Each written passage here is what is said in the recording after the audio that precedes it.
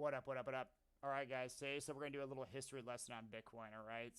Because for some of you guys, maybe you haven't been around Bitcoin for that long, or maybe you're just haven't studied the macro of cycles of Bitcoin too much. And right now could be a pretty fearful moment for you in the markets, right? Bitcoin's trading down to $19,000 right now. This chart says 19,500, but this is the all-time chart, so it hasn't updated yet today. But right now we're just above 19,000. We're down 2.6% today. A lot of fear in the crypto market, especially with interest rates coming tomorrow and super high inflation, wars going on. A lot of people just are unsure about the long term future of Bitcoin, right? I mean, we're sitting down here down a bunch from all time highs, $70,000 all the way down to 19. We were down to just above 17,000. But Bitcoin has been known for these boom and bust cycles, right? Historically, Bitcoin has seen many, many moves like this. And usually we get the big moves up right before the halving, and roughly 2 years before the next halving is when we get the market cycle bottom, okay? Right now, these purple lines indicate the Bitcoin halving dates. We had the first one in 2012, 2016, third one in 2020, and the next one's on schedule for early May of 2024, so just under 2 years out. So the last two market cycle bottoms, ironically, happened just about 530 days out before the next halving. So back in 2015, we saw the market cycle bottom in January 2015, and then we had the halving date, and then the price rallied up. And then back in 2018, we had the market cycle bottom right around $3,000, which was about 532 days before the next halving.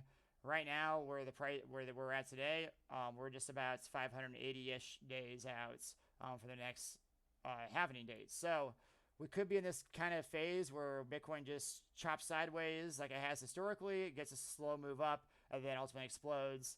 Chops sideways, slow move up before the halving, and then ultimately explodes. If you want to go back all the way here to this first market cycle bottom, this one's 400 days out, but this is when Bitcoin first started trading back in early 2010, 2011, 2012. But if you want to call this a market cycle bottom, and the price went from $32 all the way down to $2, huge crash. Doesn't look like much here on the logarithmic scale. That's a huge crash. We'll call it a market cycle bottom, 400 days out before the next halving, and then ultimately the price moved higher. Okay.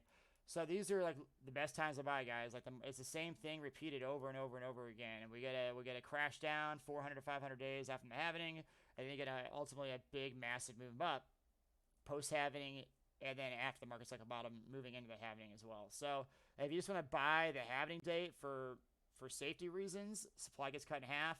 As long as demand remains the same, if not goes up, the price will rally with it. So this one was right about 9,000%, give or take. This is not precise.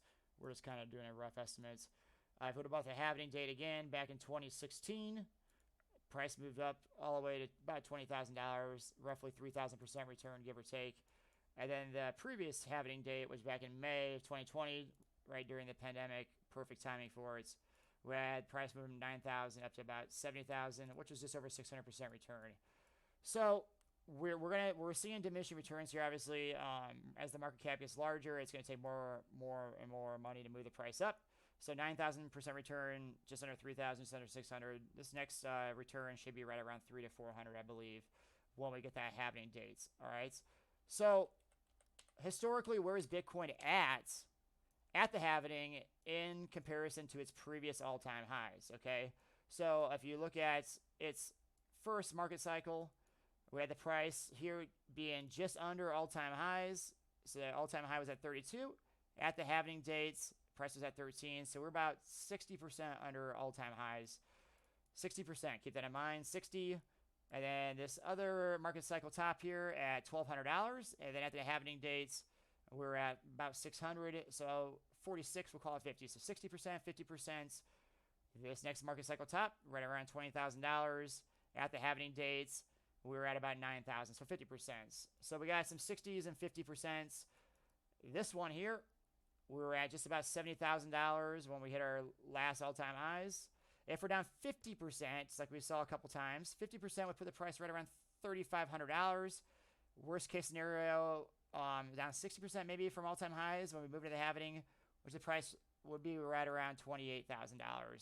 So I think we're going to see potentially here, obviously, previous history is not always an indicator of future results, but we can use it here to maybe help guide our thesis on Bitcoin of what we're going to do with our money, okay?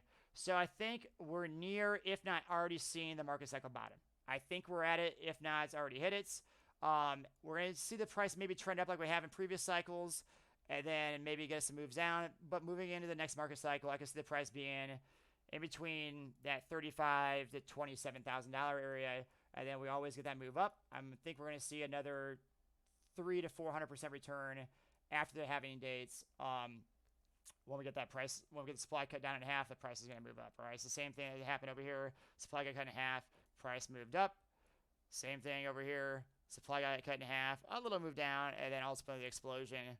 And way back here, the first cycle, halving, big explosion up. All right, it's the same thing repeated, guys. We're going to see a move up ultimately. I don't care what happens with interest rates. I don't care what happens with inflation. It's the algorithm of Bitcoin. It's the way it's set up. It's the price is going to go up as long as demand remains the same. And you guys know that demand's always going up because we see it with the wallet addresses, right? Keep your eye on Bitcoin. Don't be afraid. Always do what you want with your own money. This is not financial advice. This is just what I'm doing. I'm a crazy psychopath, all right? Peace.